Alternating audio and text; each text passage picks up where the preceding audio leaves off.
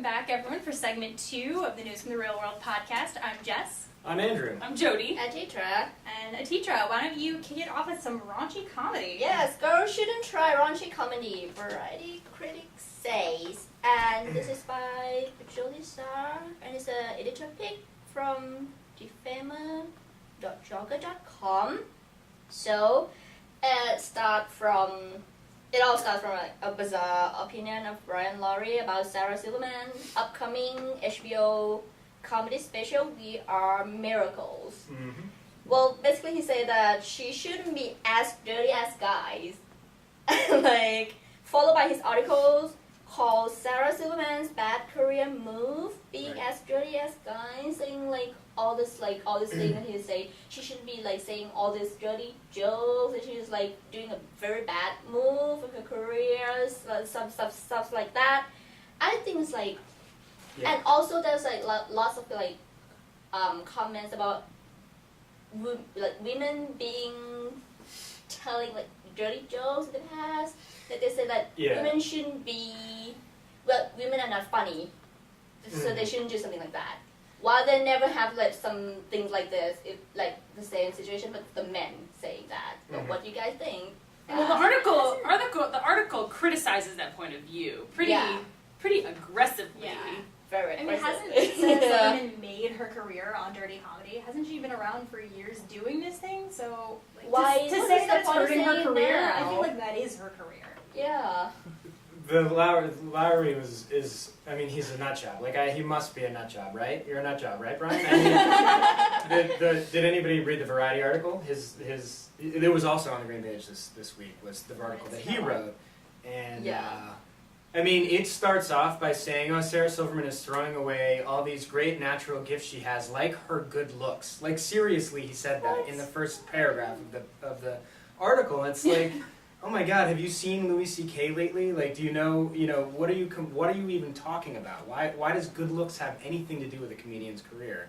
And it's something that you would never even consider thinking of when you're watching Stephen Wright, or I can list 30 horribly ugly male comics that nobody. I'm sorry, Stephen. I don't mean that. I just mean that it never even comes up, and in the. I discounted his opinion immediately. As soon as he said something like that. I mean, to even say that women can't be raunchy just because there's nothing to his opinion. It's not like he's saying raunchy comedy is bad for everyone, that he doesn't like it. He just specifically doesn't like women who are raunchy. Oh, men, it's fine when you're raunchy.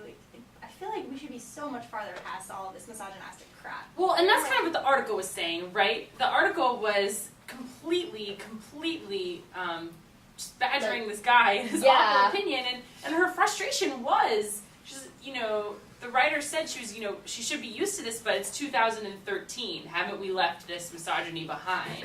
I think there's also something to be said for he has his opinion, and that's fine and great, but who the hell is he to tell the rest of the world what his opinion is? What his opinion is. Yeah. Well, he's a critic. Right. That's what they do. Sadly. See, we have comment that said, if this is such a gender-neutral opinion, why is it Sarah Silverman bad career move being as dirty as guy and not bad career move using dirty jokes as a crutch? Simply say, making that comparison, he's implying that it's okay for guys to do it, but not for the girls too.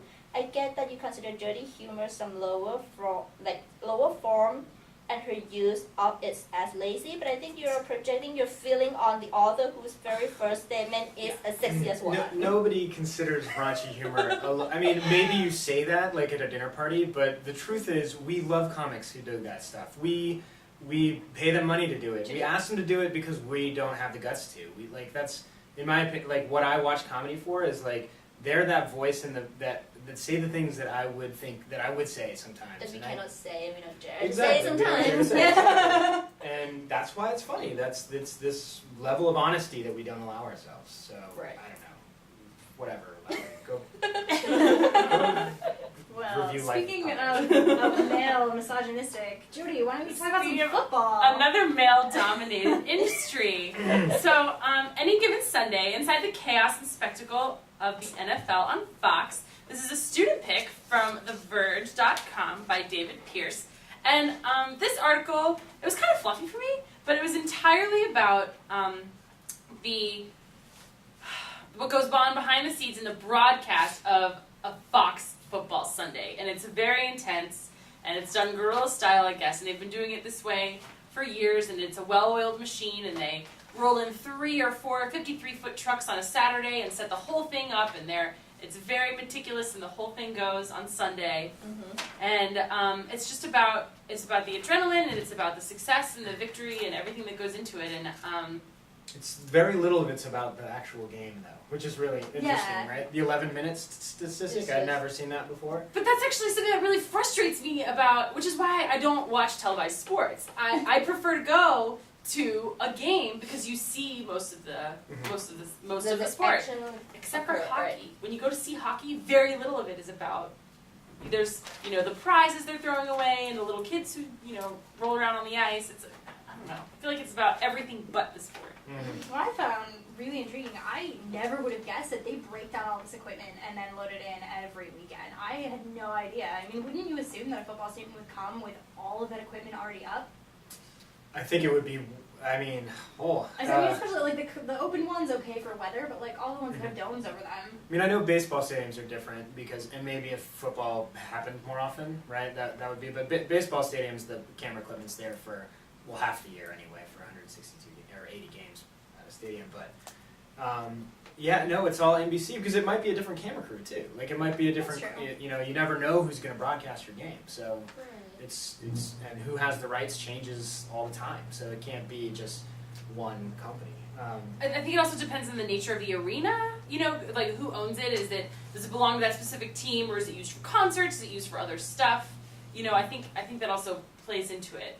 I mean, it is interesting to look at that whole setup as it is kind of live televised. I mean, it's sort of like live theater if you care to think of it that way. I mean, like I'm not, Troy Aikman isn't exactly like a prima donna ballerina or something, but I thought it was great how they talked about how closely this team has to work together because they take these clips that are seconds old and everyone already has what they need ready and you just go bing bing bing bing bing from screen to screen and everything's like just works. So much trust. Yeah. So I can't much imagine trust. trying to throw a bunch of new people together and making that happen. It would never work.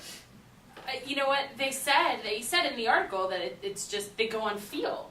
So you have to, they were talking about strategies or whatever, and most of them were speechless about it. You go on the feel of it. They touched on this on one of my favorite radio programs this week too, on the media, and they interviewed one of the producers that does that for a living, and they played a 30-second clip of what he sounds like when he's calling a show, and he just does not stop talking for 2 seconds. He does not stop talking. He's always like every other second he's calling a different shot. It's just over and over. I mean, God, talk about high stress.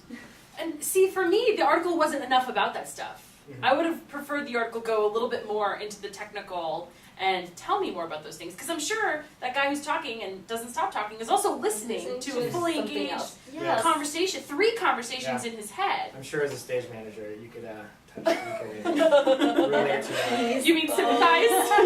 Okay, so next article we got 101 plays Take it by away. the New Americans or Latinidad by Tlalak Rivas.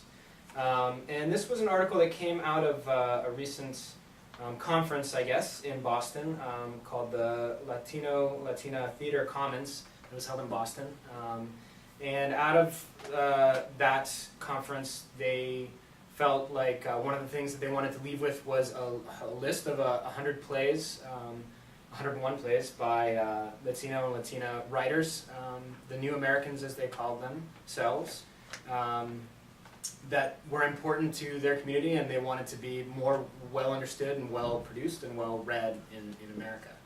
I think the most interesting thing for me in this article was how even the guy who wrote it, Mr. Rivas, like he keeps stating like what we call Latino or Latina or the Latinidad, as he is saying, is like almost undefinable. Like he didn't want to like put a point on it at all.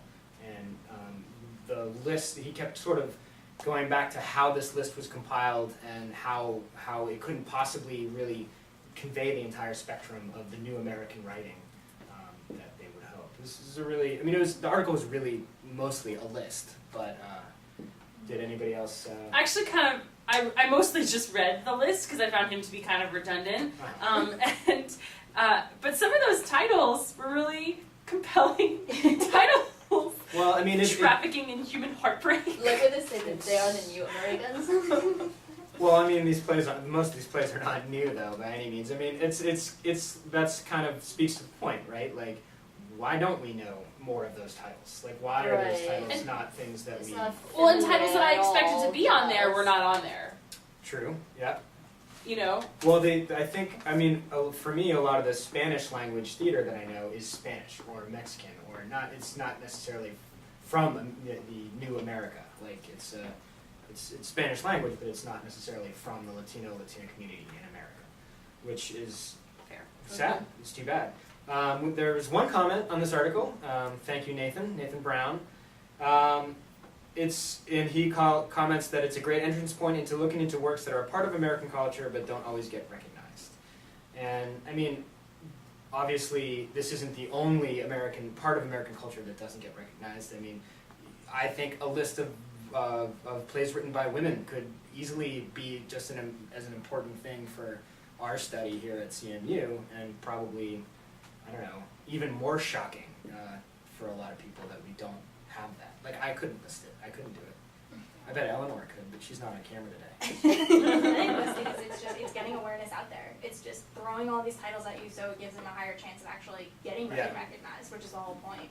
Yeah, that's true. Right. And I think by avoiding a definition and a clearly defined kind of parameters of what constitutes Latinidad, he's also kind of avoiding an agenda, you know, and I think that's really important as well. Yeah. Well, this is the American year at CMU, and we're doing lots of plays by white men, so maybe next year we can have another American year where we do plays by other Americans that actually also matter. So, okay. All right. Well, next up we have our token technology article. Andrew, you have it. This article is called "Whoa, this handheld router only cuts where needed to reveal 3D models." It's a student pick from Gizmodo.com by Andrew Lazuski.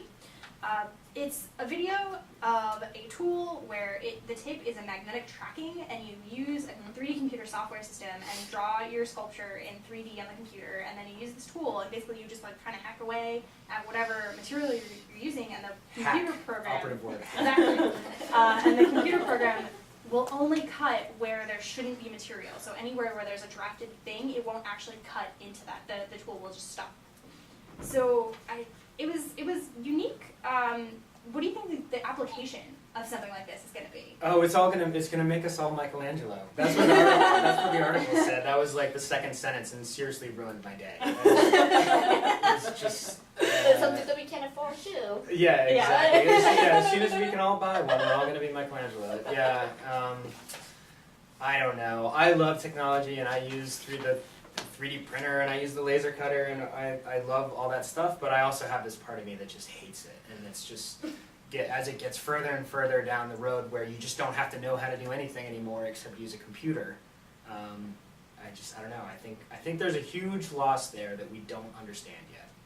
Does anyone else, I feel like it's the giant elephant in the room about this object. The texture of those sculptures was butchered. It looked like all pockmarked and looked like the crater surface of the moon. It doesn't create a smooth surface. So it's not like you can even use it to create prototypes. It's not like 3D printing. It's purely artistic. Yeah. Which I don't know if there's an application for it yet. Not a game changer. Yeah. We do have a student comment here from AJ Cook. This is a pretty cool tool, but I don't really see an application yet. I think that taking this tracking and finding other options for it would be better in the end, which I think is a good point. The technology is really cool and can be used in so many different applications, but why would you want to take a 3D sculpture on your computer and let anybody make a... I wouldn't mind seeing this employed in open heart surgery or something.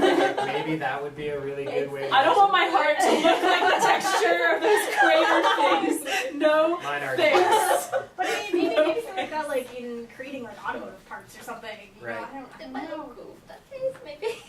Yeah, there's something as someone, I used to draw and paint a long time ago. But your hand requires the training, and I think carving is probably very similar. And it's just like you were saying about technology when I was relying on this computer.